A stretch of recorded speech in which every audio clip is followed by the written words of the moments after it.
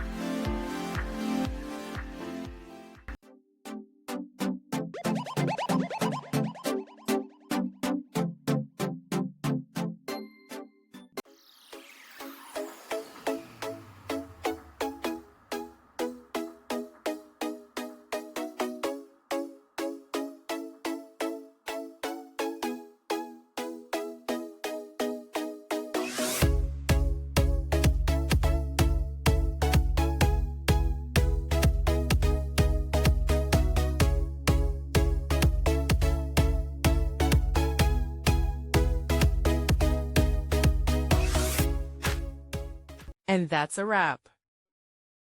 I hope you found the answer you were looking for. If you did, take a second to hit that subscribe button. It really helps out. And let me know in the comments which solution worked best for you. See you next time in the debug zone.